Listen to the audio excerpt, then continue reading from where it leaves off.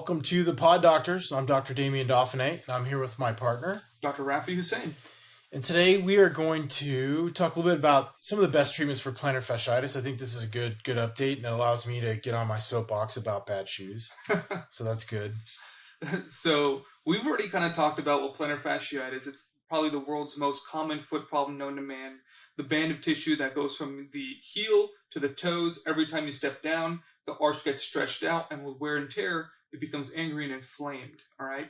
So our three best treatment options for plantar fasciitis. Well, let's go back for 1 second. So this is also associated with a spur. Yes. But we know from the last 30 years of research that the spur is an unlikely source of pain for the vast majority of people with plantar fasciitis. Yeah, we don't even remove the spur for the most part anymore from surgeries. And if you talk to some of our ivory towers of foot and ankle knowledge, some of them believe biomechanically that the spur is actually acting as a fulcrum and diminishing the pull of the plantar fascia, which may be a positive thing. Yeah. So who knows? All I know is it's a nice thing to see on an x-ray. It tells me that they've probably had this problem for a long time, or at least the mechanics. But other than that, we really don't care. Why do we take the x-rays then? Well, we take the x-rays to rule out a stress fracture. Yeah. And that's very easy to do. We see the spur, great, but we have how many patients have you seen who come in with a massive spur and have no complaints of heel pain? Yeah, we'll have patients come in with bunions and they want to get bunion surgery, and then we'll be like, "Oh, you got a little spur. Ever have heel pain?" No, nothing really. Yeah. So I mean, just another proof positive that the spur really is not necessarily associated with the heel pain. All right. So plantar fasciitis. Already talked about the spurs and the inflammation. So first things first, stretching.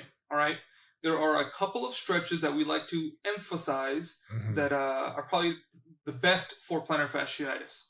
So these four right here are the ones I recommend to my patients. Your standing calf stretch. The key thing with this is that you keep the knee nice and straight, heel flat on the ground, and you hold that stretch the affected limb for 30 to 40 seconds. And I usually say do both sides. There's no reason not to do both sides. Oh, yeah, absolutely. Yeah. The towel stretch. Now, I will say a lot of patients tend to gravitate towards using those elastic bands, but I emphasize, do not use those elastic bands. The band stretches and the plantar fascia doesn't, all right? Use something stiff like a towel, rope, belt, your dad's tie, Use something stiff that actually pulls on the plantar fascia and the Achilles rather than the band stretching, and you're not getting that great pull that you need. The stepping off of a ledge or a step. Sometimes patients can do this when they're at work. If you have a position where you can stand in one spot, I tell patients, grab yourself a book or a 2x4, put it down on the ground and stand there with your toes on that ledge and drop that heel so you don't have to set aside half an hour a day, 20 minutes a day to do these stretches. You can just work them into your normal regimen. And the last one, kind of a fan favorite, and patients tend to do this probably even before they come see us, the frozen can, frozen water bottle, tennis ball, golf ball, if you can't take the cold. But the key thing with this is to actually put force down onto that bottle so it actually kneads that plantar fascia. The goal isn't to sit there and just roll it back and forth. The goal is to knead that plantar fascia, and then if it's frozen, it'll give you a little cryotherapy, a little ice therapy to bring the inflammation down. So those are great, but the pro stretch in the bottom left-hand corner is better. And I'll tell you why. Yeah, advanced modalities for stretching. Well, I'll tell you why, because I think technique is a huge part of whether or not you gain anything from this stretch. We're not trying to stretch the plantar fascia. We're trying to stretch the calf muscle. Yeah. And all of those other stretches are technique dependent. The beauty of the pro stretch is you're letting gravity do the work for you. You're rocking back into a position that is controlled, and there's really no alternative way to do it. And you're not going to end up potentially falling down a set of stairs. So again, I think these are all adjunctive, but I think if you can get someone to use the pro stretch, which is like $35 or $40, you can buy them on Amazon. Yeah. They're molded plastic. They will last 1,000 years. They are terrific because they really allow the patient to use a yoga theory where the rest of their body is relaxed. They're letting gravity do the work for them. They're in shoes while they're doing it. And I just think it eliminates bad technique. Yeah. Oh yeah. And I then the agree. night splint, I think, is a great way. The top or left picture is a great way to retain the length that you're getting in the calf muscle, because that's what we're trying to do. One of the main problems with plantar fascial patients is they get equinus, or they get a tight calf. Short Achilles. Right. You lose the range of motion at the ankle. And so you start asking the arch to collapse more just to get the heel down on the ground. Yeah. That biomechanical scenario is much more common in people in their 40s, 50s, 60s, 70s, because they're not stretching every day. If you don't stretch every day, you will lose that range of motion over time. And that's extremely important. I mean, you and I both agree, equinus is like the root of all evil. Yeah. So when you don't have that normal range of motion at your ankle because of a tight calf, it can destroy the mechanics of your foot to the extent that you get plantar fasciitis, Achilles tendonitis. You can get forefoot pain. Forefoot metatarsology. And if you're diabetic and neuropathic, it can lead to Charcot. Yeah. Which we've got, shows on talking about Charcot neuroarthropathy. So, yeah. And the night splint is nice in the manner that you can put it on and forget about it. You watch TV for an hour, leave it on, works great. You can sleep with it on. It's called a night splint, so you can sleep with it on. But even if you wear it halfway through the night and kick it off when whenever you feel discomfort, it's still doing something. 2 to 3 hours of continue. There's no way you can sit with a towel for 2 to 3 hours. No. And I just think, I think the problem with the standing calf stretch is most people don't do it at an angle that provides sufficient stretch to the calf muscle. Yeah. So you can get that angle like supercharged with the Pro Stretch. In order to do the same, to get the same angle you can get with the Pro Stretch using the standing calf stretch, you'd have to be doing it like 2 feet off the ground. And nobody does that because it's like, impossible for most people to do. All right. So stretching, first thing. Second thing. So important. Orthotics, shoes, good insoles. Cannot emphasize this enough. If you are on your feet all day and you're having plantar fasciitis pain or foot pain, there is something you can do to help your feet. That includes your shoes and your insoles. The goal of your orthotics are to support that arch. I mean, it's as simple as it gets. You get scanned. You can get some over-the-counter ones. I do recommend the custom ones preferably. Then you literally replace the liners that come with your shoes. If you've ever seen shoe liners, they pop out of your shoes, you swap them out, whatever. They're floppy, nothing supports, They're sock liners. They're designed to protect your sock from the inside of the shoe. They're not support. I totally agree. And if you pull them out and you look at the inside of the shoe, it's flat as a pancake. Because the manufacturers understand that if they put quote-unquote arch support into the shoes, it would be uncomfortable for 2/3 of the people that wore those shoes. Yeah. That's clearly not good for business. Yeah. So let's have a little discussion about the difference between over-the-counter arch supports and custom orthotics. Yeah, for sure. Over-the-counter arch supports, in my 25 years of doing this, they only help about 20 to 25% of people who have true plantar fasciitis. Yeah. So it's not a bad thing to try. I think you want the stiffer devices over the gel insoles. Yes. This is not a cushioning problem. This is an architectural support problem. So all the gel insoles in the world are not going to generally fix plantar fasciitis. Yep. I do my thing with the patients. If you can flex them with your fingers, absolutely useless. Probably not helping. Yep. So, there's one manufacturer, we can mention them, the Power Step folks. We like Power Steps. I think they're not a bad place to start. You can get them off of Amazon for, $25-$30, something like that. And they're a reasonable place to start. If you give them a couple months and things aren't getting better, then I think you've then allowed yourself to try the over-the-counter ones, and the limiting factor, the missing link, is probably at that stage a custom arch support that's made for your foot, made from a model of your foot. A number of ways to do that. I think our computer system gets a topographical map of the foot, works quite well. The pressure map scans the bottom of your foot so much than the user-dependent foam box or the casting or the plaster or the. I still think the plaster molds that we used to do were more helpful, but I couldn't wear black to work because I'd be polka dotted by the end of the day. The plaster was a mess. It's very user dependent, though. I've seen people make horrible cats. Yep, you're absolutely correct. But then the slipper socks, I think, were helpful. That cleaned things up. They weren't nearly as messy. You didn't have to wash the patient off afterwards. Have a dedicated plaster room. But I think the CAD CAM systems, the computerized systems that have developed in the last 10, 15 years have become quite good. Yeah. Originally, I didn't think they were so great. I thought every orthotic that we got in the office from those systems looked exactly the same. and that's not what you want for something that's supposed to be individualized for each patient. So I think those have evolved and I think are much better. Oh yeah. But the ultimate goal, I think, is a really good, stable shoe with a custom orthotic. That's the gold standard. What shoes would you recommend? Anything that you can't fold in half. I mean, if you are using, I hate to break it, Skechers, but the other manufacturers make, they're all shooting for a price point in the $40 to $50 range. If you're spending $40 or $50 on a pair of shoes, chances are they're not going to be well made. They're going to cause problems. And if you can fold them in half, the Hey Dude people, we should send them a Christmas card every year. I swear, I get so many patients come in with heel pain and Hey Dudes. Yep. I swear it's probably like the most common thing I see. I'm sure their manufacturers are very nice people, but if you have plantar fasciitis, they are miserable for your feet. So, in general, it's any shoe you can fold in half. And a lot of those slip-on Skechers, you can kind of stuff them into a pocket. I mean, it's so flexible. They're going to be bad for the patient who has plantar fasciitis or midfoot arthritis. Either one of those problems, I think, responds very poorly to a shoe that's very flexible because you're just asking more of those structures. And that's not to say that you can't wear those shoes, but if you're having pain, you shouldn't be wearing those shoes. Yeah, well, and especially midfoot arch pain. Yeah, that's the kind of shoe that's going to drive these two particular problems.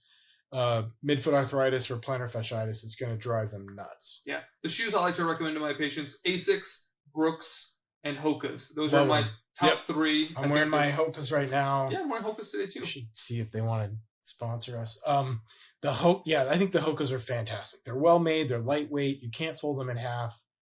They break at the ball of the foot where the shoe should break. Yeah. And they accommodate orthotics extremely easily. They don't glue in. You're buying crappy shoes if the liners are glued in. Wouldn't you say? I mean, that's a general statement. That's pretty accurate. I'm generalizing. I'm painting with a broad brush, but that's generally true. They're probably a $50 pair of crappy shoes you got from some secondhand store. And that's what you got to realize about some of the places where you're seeing Hokas and Brooks being sold for $70 or $80. Sometimes those were models that no one wanted. So, if you want to get professionally fit, go to a really good running shoe store and get professionally fit every 2 to 3 years. That's another thing to mention. Yeah. I think getting professionally fit every 2 to 3 years is really important. Your feet are going to get wider and longer as you get older, and you shouldn't be in the same size shoe you were when you were 17 as a 40-year-old. That's not likely. If you talk to your grandparents, they'll be like, "Look, I used to wear a size 6, and now I wear a size 8.5," and that's okay. And don't get too. And women sometimes get too caught up on the number. They're like, "Oh my God, I'm a 9."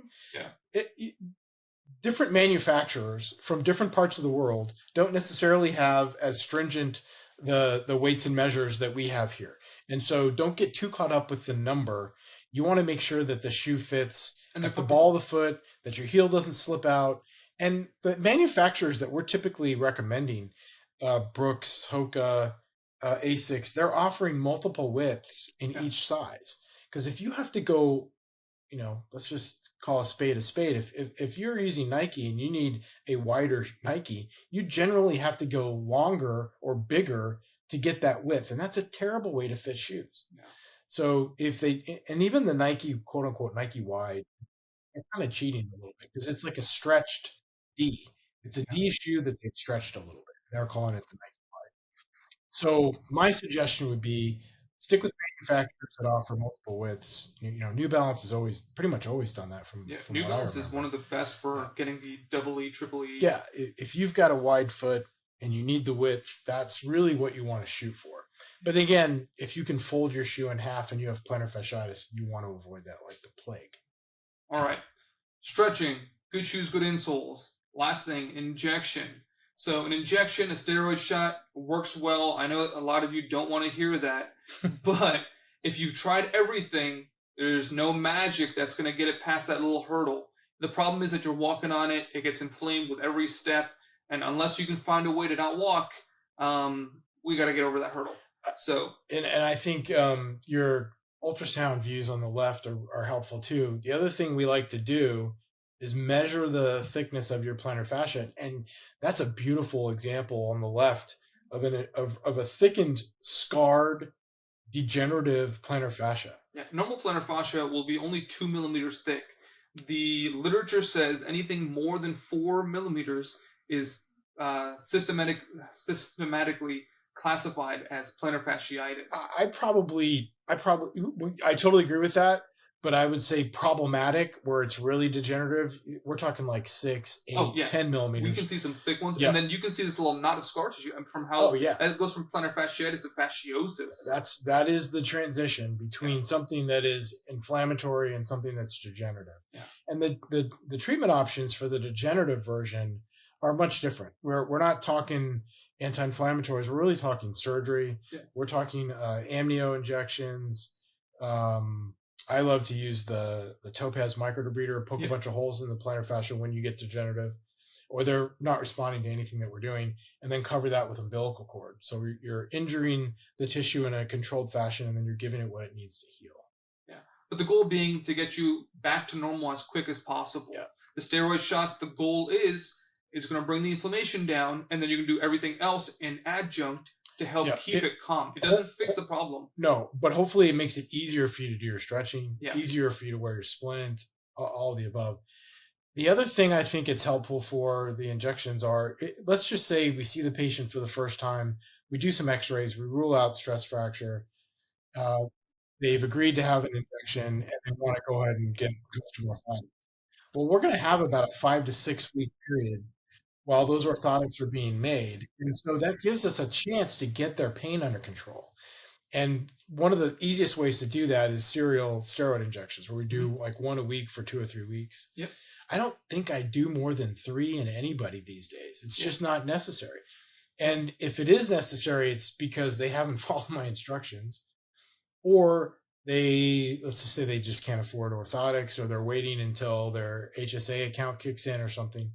I might do one more, but Yeah. you start getting diminished fat pad. You can get thinning of the skin and the fat pad from multiple steroid injections in the same area. Yeah, I tell patients steroids are good to an extent, but we want to, realize there's a risk to benefit ratio here. I say 3 to 5. Yep. I'll do 3 back to back, one a week apart, and then I'll hold off a good 4 weeks, do another one, and hold off another 4 weeks. But once we start getting to that third injection, then I'm looking at other modalities, like Dr. D said, stem cell injections, physical therapy, laser therapy, more advanced therapies than our simple steroid shots. And the laser, the MLS laser that we use, I think is an adjunct that we're utilizing more and more because of its ability to push these tissues in the direction of healing. Steroid is kind of eliminating inflammation and then expecting that the body's going to do an end around and start fixing things. Yeah. The older you get, the harder it is to get your body to go in and start fixing things. Things become chronic very easily, and that's just part of getting older. So I think we focus more on things that are going to push the body towards regeneration, things like amnio injections, which are not stem cell. Amnio injections are dehydrated amnio. There's no live cellular component to that, but it does have tremendous growth factors. It's very anti-inflammatory and can help rebuild tissue. So I think that's an effective way of using those, in addition to the MLS laser, which I think has been great for us too. Yeah. So those are the 3 best things you can do for plantar fasciitis: stretching, custom orthotics, and injections.